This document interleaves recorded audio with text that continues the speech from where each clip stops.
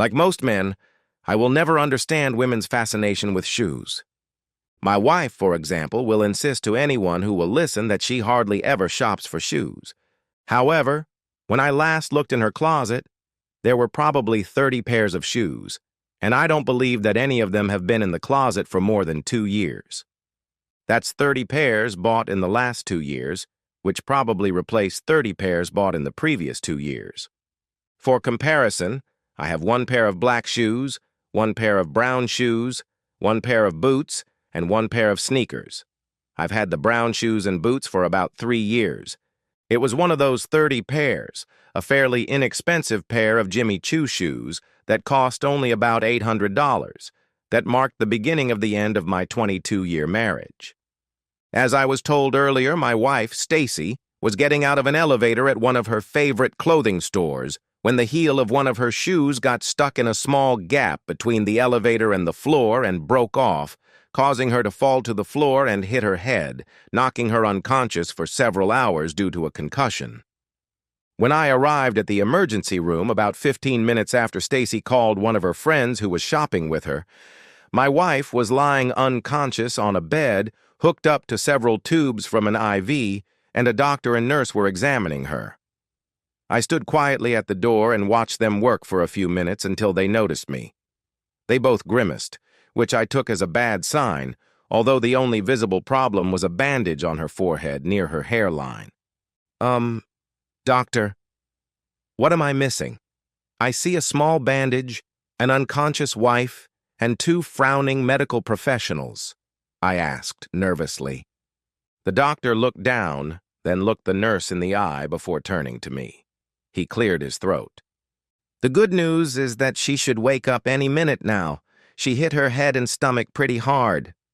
The bad news, however, is that she lost the baby. What baby?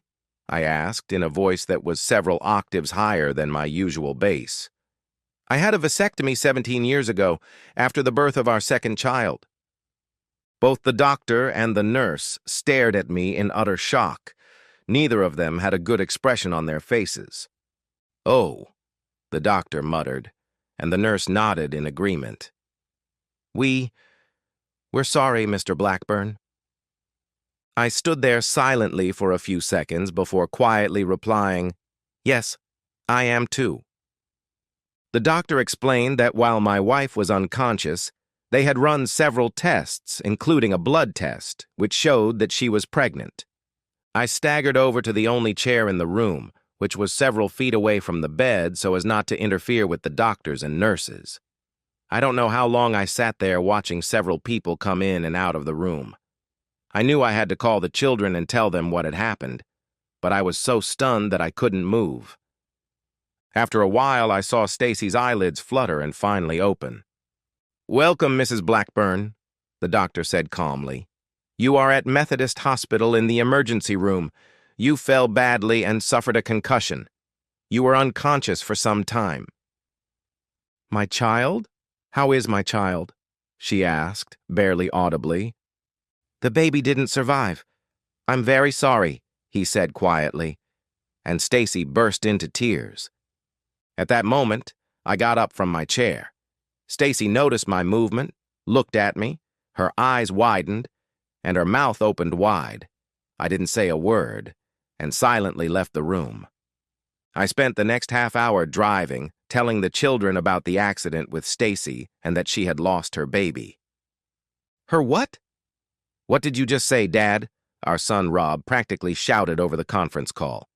"I thought you said—" "I had a vasectomy, Robbie. Obviously, it's not my child," I growled. "So, she was having an affair." "With whom?" Our daughter Lainey shouted. "How the hell should I know?" I yelled back. "Obviously, I had no idea she was having an affair, otherwise I would have divorced her already." There was silence on the line as both children digested what I had just said. "Are you saying there's no chance of reconciliation?" Lainey asked. This time I was the one who was silent for a while. "I have no idea how long this affair lasted or how many men she slept with. But getting pregnant when I had a vasectomy is incredibly stupid and disrespectful. She knew it was irreversible and that there was no way I was going to raise someone else's child. The doctor said the baby is about 3 months old, which means she could show up any day. So I just believe she waited until the last minute to tell me. Something's wrong. I mean, besides the pregnancy, but I don't know what yet. Nevertheless, I'm not going to hang around here and be a willing cuckold. She's history. In the future, she may become someone else's problem. That's cruel, Dad, but I believe we understand, Rob said. 30 minutes after I got home, I did all the mundane financial stuff necessary for a divorce and called my friend Quincy LeGrand, a damn good lawyer, even if he couldn't shoot a free throw to save his life when we played basketball together at the local YMCA. He agreed to meet me at his office at 7 a.m., technically before his workday started, the next day, if I agreed to stop teasing him about his inability to shoot a ball. It seemed like a fair deal to me. After taking care of everything I needed to do, I made myself a salad, sat down at the kitchen table, and tried to process what I had learned earlier that day. My first reaction was shock. I had no idea that my wife, my best friend and soulmate, could betray me so completely and ruthlessly and act as if nothing had changed in her life. Since I earned a very good living, Stacy didn't work, but she was involved in several volunteer committees in the city, so she had time for affairs if she wanted to.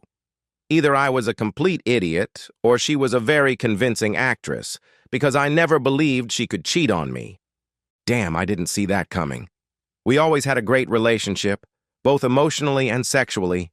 Yes, we didn't have sex every day anymore, but we still made love 2 or 3 times a week, and I know for a fact that she still responded well to my caresses. So what the hell happened?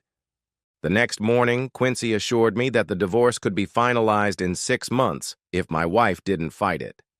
Considering she had been cheating on me, I couldn't understand why she would fight it. I had barely finished my conversation with Quincy when my father-in-law called.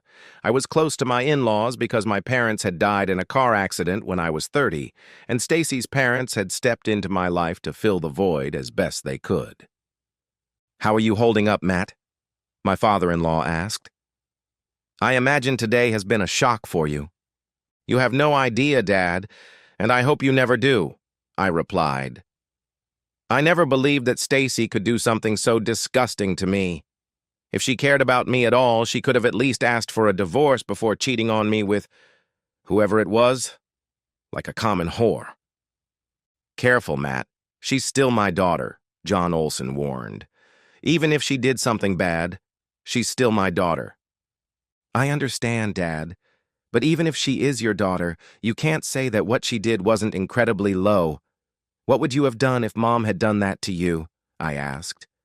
I heard him hold his breath. He was probably hoping I wouldn't ask him a question he would have to answer honestly. "I would probably kick her out as far away from me as I could, but I hope you'll be a better person than me and try to make peace with her," he said. "Since you've been honest with me, Dad, I'll be honest with you.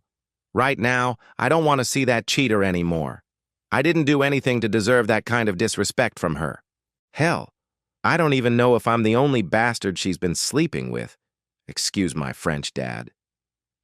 Everything was going well, at least I believed that until today. And then I found out she had been cheating on me, smiling in my face every day for the last few months. I have no idea how long it's been going on, but it was probably not a one-time fling. "Yes," he whispered. "I believe you're right. It wasn't a one-time fling. I don't know what to say to you. I'm incredibly disappointed in her. I think if everything is okay, she'll be discharged the day after tomorrow. They want to keep her in for a little longer because she suffered a concussion and was unconscious for several hours. If you want, Mom and I can pick her up from the hospital and take her to your place. Only if you promise not to hurt her physically. Psychologically, that's up to you, I guess. I can't in good conscience say she doesn't deserve it." I promised my father-in-law that I wouldn't hurt his daughter. When I came home from work 2 days later, she was sitting on the couch, wrapped in a blanket. "Well, the whore is back. Did you have a nice rest?" I asked, sarcasm dripping from every word. How could you do this to me? I lost my baby, you bastard, she yelled at me. Exactly, your baby, not mine and yours. Why the hell should I care about your baby? What the hell did you believe? I replied, trying to contain my anger and keep the promise I made to my father-in-law. I didn't want it to turn out this way. But when it did, I didn't feel guilty. I felt excited, powerful, like I had an advantage over you. I've been fucking you over for the last 6 months. Ha! Fucking you over! Owning you! You were my cuckold, bitch! I'm sure I could have manipulated you into raising someone else's child if I hadn't stumbled that day, she said. I was a good wife to you for over 20 years. It gave me a sense of power. The longer she talked, the more nauseous I felt. I was second. I threw up right there. But luckily, nothing came out. Who the hell are you? What did you do to the Stacy I married? I asked, genuinely shocked by this woman's behavior, not to mention the fact that I was nauseous. I never treated you as anything other than an equal partner in this marriage. Where does this bitterness come from? Did you really treat me as an equal, Matt? Did you sacrifice your career to raise our children? I don't believe that, she said heatedly. Now it was my turn to be angry. We talked about this before the wedding. My career was more lucrative, and you could stay home. You always said you liked being able to come and go as you pleased, not being tied to a desk, so to speak, I said. She sat there looking smug. I don't believe she understood how I struggled with my principle of never raising my hand to a woman. Then I realized that my wife was an actress with tremendous talent. She hadn't loved me for a long time. So who's the new lover? Who replaced me in your heart? I asked, trying not to show my pain. Derek. You know Derek from next door, she replied, and her smug smile grew even wider, and it felt like someone had punched me in the stomach. Dr. Derek Strong was a professor of anthropology at our local university. He was one of those people who believed that a PhD made them the smartest person in the room, regardless of what the topic was or who else was there.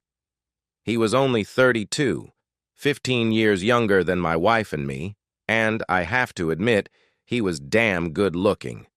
Light brown curly hair, blue eyes, and a perpetual stubble. He was one of the brightest stars at the university and, despite his relative youth, was highly respected.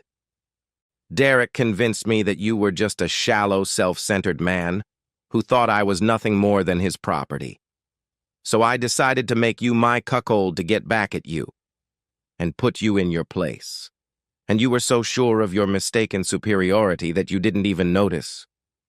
I didn't notice because I trusted you completely. I loved you, you crazy bitch. It was a mistake I won't make again, I croaked.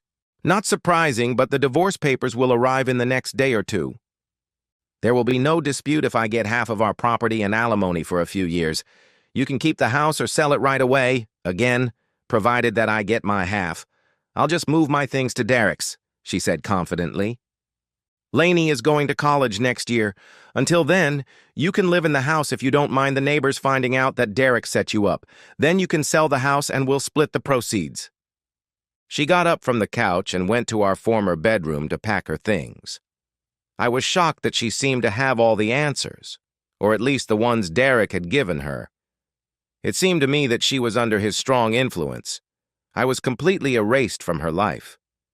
I don't know how many neighbors knew about Stacy's affair with Derek, but over the next few weeks, many of them looked at me with sympathy. A couple of the more daring ones, who apparently weren't privy to the neighborhood gossip, even asked me what was going on, since Stacy was now frequently seen at Derek's house.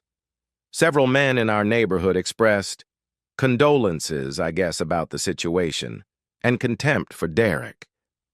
I don't understand why Stacy was surprised when she tried to enter the house that was now mine, and found that her key hadn't worked for 2 weeks after she moved in with Derek. I got a call at work and was berated for not letting her get her things out of my house. On the wise advice of my attorney, I have changed all the locks and the garage code. Since you abandoned this house and no longer live here, You have no right to enter my home whenever you feel like it. You can pick up whatever belongs to you when I get home from work, and not a minute sooner. And before you ask, Lainey has no right to let you in, and you shouldn't provoke her, considering how she feels about you right now," I said. When our divorce was finalized 6 months later, Stacy was clearly pregnant again. Lainey was furious with her mother because her classmates wouldn't leave her alone, calling Stacy a pregnant slut. "Damn it, Dad," Lainey complained one evening at dinner. "Couldn't she have waited until I was gone to get pregnant? I don't need a little brother or sister. All anyone will talk about is whether she'll pull out her boobs and feed the baby at the prom." I didn't answer my daughter because I wasn't sure if Stacy would do it or not, since I no longer had the slightest idea what was going on in the mind of my formerly demure wife. "One thing I can tell you for sure, I'm not babysitting that little brat," Leanne growled. Lainey's relationship with Stacy warmed up a bit as my ex-wife's pregnancy progressed, and she was even invited to a baby shower thrown for Stacy by a neighbor. My daughter practically apologized to me when she said she was going because she felt like she was betraying me, but I told her not to worry because Stacy was still her mother and they needed to maintain a relationship. "I suppose you're not even going to buy a gift for the baby when it's born?" Lainey asked me a few weeks before Stacy's due date. "No way," I replied emphatically. Rob was less optimistic than his sister about his mother's actions and her pregnancy. He was a sophomore in college and didn't even come home when Stacy gave birth. When he came home for his sister's graduation, he stayed with me and didn't go over to the neighbors to see his mother and his new stepbrother. He finally saw the baby right before the ceremony when Stacy and Derek came over and introduced him to the boy they had named Derek Jr. "He's a smug little bastard. Why haven't you knocked his teeth out yet, Dad?" Rob asked me as the three of them walked away. "Because he's waiting for that so he can arrest me," I replied. "I'm not falling for that. He can have the whore and their kid." I discovered that Rob was much more interested in revenge than I was. I had no immediate plans to date. I was waiting for the pain of Stacy's betrayal to finally subside. But Rob practically insisted that I dive headfirst into the world of dating and another part of my body. "Don't be pathetic, Dad. You have to show her that she gave up a vital, impressive stud for a pompous asshole. If you can't beat him with your fists, beat him at his own game. And show Mom she picked the wrong man," Rob explained. The more I believed in my son's plan, the more I liked it, even though I knew I needed someone to teach me how to be a womanizing maniac. That meant I had to call one of my old college friends, Spencer Fidrick. Spence was my age. We graduated from college in the same year, but he was still single. If there was a picture next to the word macho man in the dictionary, it would be his photo. He wasn't the most handsome guy in the world, and he wasn't the most athletic. But there was something about Spence that made him irresistible to women. He was practically a legend in high school, and from what I had seen and heard from him since then, not much had changed. He came to visit us once or twice a year, even though he was far from being Stacy's favorite person. She was always afraid he would corrupt me. That didn't happen then, but now... Spence spent a week with me, and I felt like I was back in high school. I took a week off work because I knew I wouldn't be able to keep up with Spence and stay productive at work. That was probably the last smart decision I made that week, other than stocking up on a new box of condoms. After not using condoms for what seemed like forever, I didn't like using them, but I didn't want to risk catching an STD. Spence and I went hunting, his term for it, 4 nights out of the 7 he spent at my place. To say I was educated would be a huge understatement. I discovered that there are many women who are looking for either Mr. Right or Mr. Right for now, although I tried to stay away from married women, even if Spence didn't. The hunt for prey after a quarter-century of marriage and no practice was quite intense and exhausting. By the end of the week, I had a newfound respect for Spence. "Damn, Spence, how do you do it? I'm exhausted, both physically and mentally," I told him as I drove him to the airport at the end of the week. Since Lainey left for college in mid-August, I had been lonely. Spencer arrived the week after she left, so from the end of August, my house suddenly became a refuge for single women, many of whom were quite attractive, if I may say so myself. I didn't try to hide this parade of women from my ex-wife and neighbors, but at least I tried not to be too obvious, no matter how hard I tried. I know that Stacy and Derek witnessed several women coming and going at various times, as did several other neighbors. The neighbors no longer smiled condescendingly at me. Their looks were more envious and surprised. At 48, Stacy was apparently having a hard time getting back into shape after her pregnancy, and I was regularly bringing home beautiful women between the ages of 30 and 60. I wondered what Derek was thinking. His days as a wandering stud certainly seemed to be over, considering he had a partner and a child waiting for him at home. However, I was wrong. Derek had not lost his reputation as a heartbreaker, at least according to two of his female students, who claimed that he had seduced them. One of them was pregnant and claimed that the child was Derek's. The university president was not thrilled with the students' revelations. For years, he had been able to ignore the claims of several women in town, but allegations of sex with students crossed the line. According to the local newspaper, he quickly launched an internal investigation. I learned that Stacy was no happier than the university president. 2 days after the story hit the papers, Stacy and the baby moved away. I was sitting on the porch swing drinking a beer when I saw my ex loading a couple of suitcases into the trunk of her car, putting the baby in the car seat, and driving away. I waved to her as she drove past my house on that beautiful spring day. I wasn't offended when she gave me the middle finger. I knew she wouldn't be struggling financially anytime soon, since she got half of our property in the divorce and I bought her out of my house. She didn't marry Derek, so she won't get anything from him except child support. I found it more than interesting to note that my standing among the women in the neighborhood suddenly rose, and their husbands seemed more than happy to interact with me openly. I wasn't surprised when, about a month later, the day after someone was beaten up, the police came to my house. To be honest, I didn't know about it until the police told me, but given the circumstances, the questioning made perfect sense. They said they would also question the fathers of the two students Derek was involved with, and my former father-in-law. The police quickly realized that I had nothing to do with the attack on Derek, although I probably shouldn't have offered to help pay the bail for the person who did it. I didn't voluntarily tell the police that I would have taken the money from my father-in-law, John Olson. Thanks to Rob and Spence, I experienced a sexual and emotional rebirth I never could have dreamed of. As Spence explained during the week he spent with me, much of the success in the dating world comes from being confident enough to put yourself out there with women of all ages and in different situations. I wouldn't have tried this without the support and guidance of my son and my friend. Despite my rebirth, I decided that I wasn't looking for a woman to replace my ex-wife. I enjoyed getting to know different women, and, to be honest, I made sure to explain this to every woman I went out with more than once. I didn't want any of them to get their hopes up that I was looking for a relationship beyond friendship. Most of the women I dated were fine with that because I was upfront, although a couple mentioned that they weren't going to give up and hoped we would become something more than friends, or sex partners, or whatever we had. Although I decided not to worry too much about the age of my partners, I never chose women who looked like they were in their early 20s. Physically, it would probably have been fun, but what would we talk about after sex? At least with women over 30, we had a better chance of finding common ground, or so I thought. I also had no problem dating women between the ages of 40 and 60.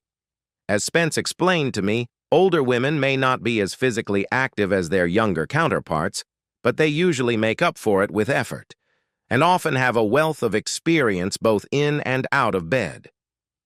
About 2 years after my divorce, I met Sally Darnell, a petite blonde with a curvy figure, whom I guessed to be around 40 when I first saw her at one of my favorite pubs. She appeared to be there with a group of friends in their 30s on a Friday night.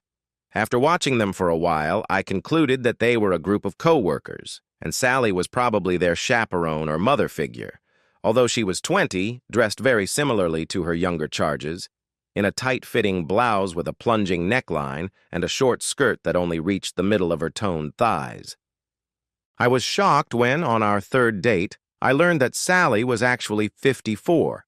She was clearly not wearing a bra under her blouse, which was unbuttoned down to her stomach, and her legs looked amazing in another mid-thigh skirt and 4-inch heels that begged to be sexed. I'm pretty sure I was drooling on her porch when she opened the door to greet me that evening.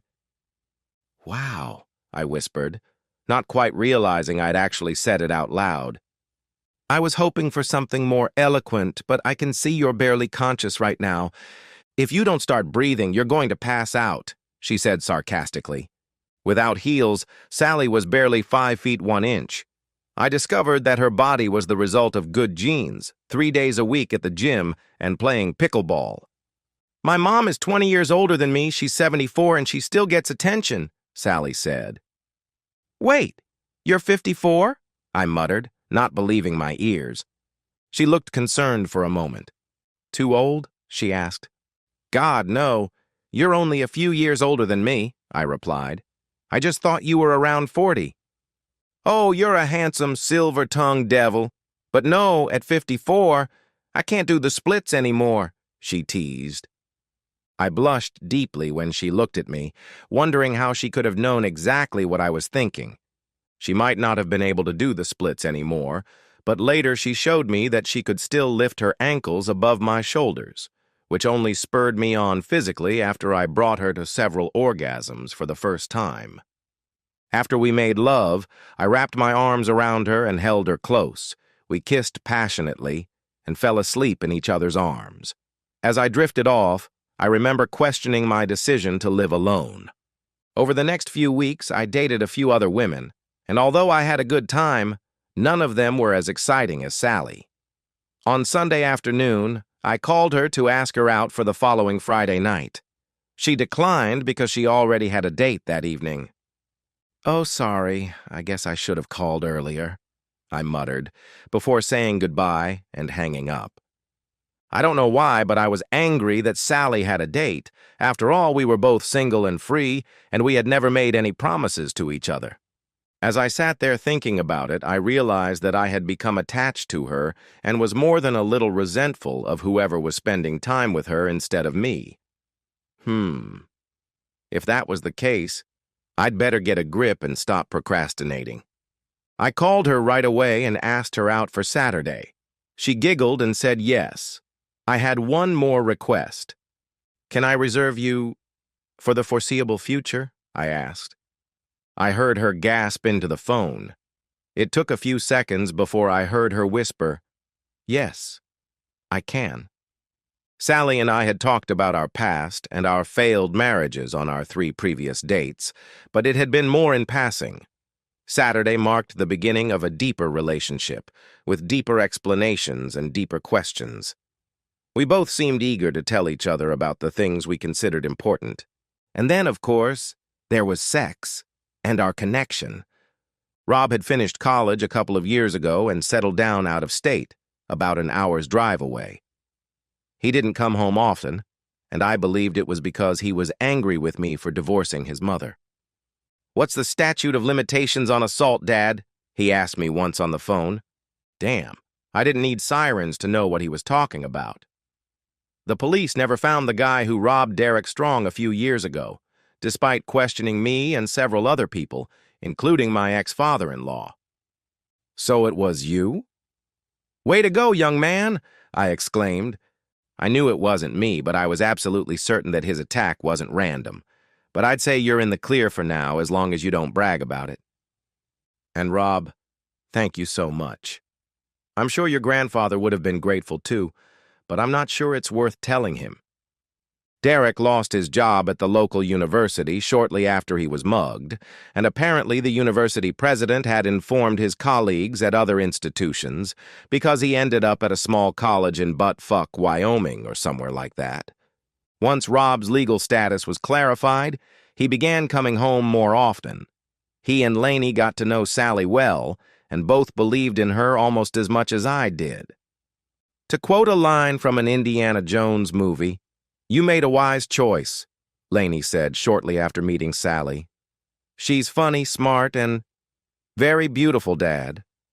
I'm sure Mom will be jealous when she sees how beautiful Sally is." Sally and I got married about a year later in a small ceremony. Only my children, her 2 children and their families, my parents, her mother, and Spence Friedrich, were there. Her son walked her down the aisle, and Spence was my best man. Sally was married for 18 years before she caught her husband with his mistress. Even though she had been single for 11 years when we met, she still had a distrust of men. She dated sporadically, but had not been in a serious relationship since her divorce. Because of what I considered to be blatant disrespect from Stacy at the end of our marriage, I tried to have as little contact with her as possible. I didn't participate in joint holidays or birthdays, even though we both lived in the same city. For example, Sally and I would exchange gifts on Christmas Eve so that Stacy and her parents could do so on Christmas morning. Stacy didn't like that. I didn't care. Since I had always gotten along well with Stacy's parents, I felt a little guilty about separating them, but I knew they understood. We discussed inviting them to our place for Christmas, but they both felt it would upset their daughter emotionally. "I know this sounds stupid, Matt, but Stacy would kill me if I told her we were coming to your place for Christmas. I know she treated you wrong, and I'd love to be with you and the kids, but I hope you understand," my father-in-law said. The exception to the rule was my children's weddings. Stacy and I even sat next to each other in the front row during the ceremony, although we hardly spoke to each other. Then Sally and I sat at a table with Sally's children during the reception. I hardly spoke to my ex-wife at either wedding, although she tried to strike up a conversation several times. "Can we at least act like adults?" Stacy asked at the wedding of Lainey, the second of our 2 children to get married. "That didn't work very well when we were married, so—" "No, now that we're not married," I replied. Interestingly, Stacy's son, Derek Jr., took a liking to my Sally and followed her around like a puppy at Lainey's reception. Being a kind person, Sally was friendly to the boy, which seemed to annoy my ex-wife but impressed her parents. I barely noticed the child's existence. I understood that he wasn't to blame, but he was the living embodiment of Stacy's betrayal. Both of my children told me that their little half-brother was a good boy and that they loved him. I understood them completely and told them that I was glad they both got along well with DJ, as everyone called him. Their relationship with him was completely separate from their relationship with me. Although Stacy was not in financial difficulty, she did not live in luxury, as Derek had not paid child support since he left, according to her parents. In addition, a 5-year-old child did not leave her much free time to enjoy me time. She looked 20 pounds heavier and unkempt. In contrast, Sally was glowing. She was in good shape, had her hair and nails done, and as usual, looked and acted at least 10 years younger than her 57 years. Over the past year, Sally and I had been taking dance lessons at her insistence, and I must admit that I believed we looked pretty good on the dance floor. My daughter's new relatives were very impressed with our skills, and we really enjoyed getting to know them. In fact, we got along so well that we even talked about going on vacation with them in the near future. My daughter came up to Sally and me about halfway through the reception, looking serious for the first time all day. "Something wrong, sweetie?" I asked. She looked uncomfortable. Whatever it was, I knew I would fix it if I could. "Listen, Dad, you and Sally threw me an amazing wedding, but I need one small favor," she began. "Mom hasn't danced with anyone all night except Robbie once. She looks miserable. I know you've tried not to talk to her since the divorce, but could you dance with her once or twice? Maybe then everyone will realize that she's not as awful as everyone in our family seems to think she is." Sally and I exchanged glances, then looked at my ex-wife, who did indeed look unhappy. By this point, everyone in our family knew the story of my marriage and divorce, and judging by the fact that no one had spoken to her, I would say they had taken my side. "Dad, Grandma asked me to ask you. She was afraid to ask you herself."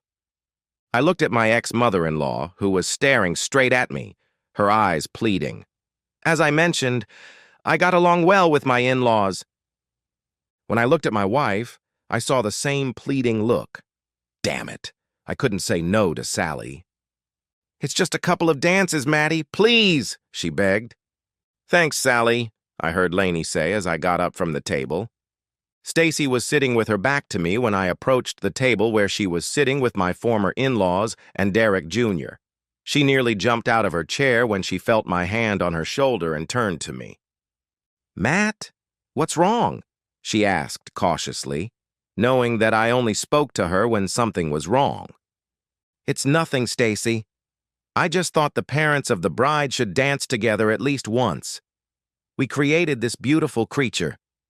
We should at least celebrate that," I said. Her face instantly changed from concern to joyful. I felt rather than saw the smile on my ex-mother-in-law's face. Stacy wasted no time in taking my outstretched hand, and I led her onto the dance floor as a slow song began to play. She leaned into me without hesitation and rested her head on my chest. It must have been halfway through the song before she spoke. "I need to apologize to you, Matt," she said. "Looking back, I realize I never apologized for hurting you, for being a stupid, stupid woman. I'm not going to apologize for cheating on you. I knew it was wrong, but that didn't stop me at the time. But I never asked for forgiveness for hurting you, even though asking for forgiveness wouldn't have changed anything. I fell for the tricks of an experienced seducer and started believing below the belt. I was stupid and selfish." She tilted her head back to look me in the eyes. I could see that the pain in her eyes was real. It was the first time she had shown any remorse. I tried my best to keep a neutral expression on my face. It took all my self-control not to hit what she called herself. Stupid, stupid woman. To this day, I still can't understand how she could have left me after 22 years. When I didn't answer, she pressed her face against mine. I noticed that my wife and daughter were watching us from the table. "You look very happy with your beautiful new wife," she added. "I've noticed that you two can't keep your hands off each other. I remember when we were like that. I'm glad you found someone you can call your own. When I still lived next door, it seemed like you were in a date of the week club. For a while, I believed you were doing it to make me jealous. You know, I was sitting at home with a child, and you were enjoying the solitude in our town. And unlike Derek, I knew they were all lonely. I knew you were too honest to date someone else's wife. Experience had taught me that someone who chases another man's wife is unlikely to be man of the year. You know the old saying, karma's a bitch? Well, I've discovered that it's true, and her name is Stacy, a dumb bitch at that." "I can't say I'm sorry it didn't work out for you," I said. "To be honest, I was glad your lover turned out to be a jerk." She tilted her head back again to look at me. This time I was smiling. She seemed a little puzzled by that. "Hey, I never said I was perfect. You set me up. I'm glad you got what you deserved," I said. She smiled back at me. "Fair," she said, a little louder than a whisper. The second song ended, and I walked her back to her table. I could see she was disappointed that we weren't staying for a third song. "Have you ever wondered what it would have been like if we had stayed married?" she asked. "Honestly, no," I replied. "My new wife, she's a force of nature." "Yeah, I understand," Stacy said. "Our kids love her, and it seems like everyone just gravitates toward her. Hold on to her, Matt." That last remark hit me hard. I had tried so hard to keep my mouth shut. "I didn't let the last one go. She left on her own," I said quietly, watching her grimace. As any grandparent will tell you, grandchildren are the best. Our 4 children have given us 9 grandchildren. Since they all live within a couple of hours of us, we see them often.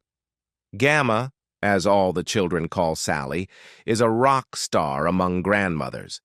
She is always full of energy, but when she is with her grandchildren, she seems to turn it up a notch. Both of my children call Sally Mom, and I am Dad to Sally's 2 children. The 2 sets of kids get along really well, so when we get together, which is several times a year, it's always a big party.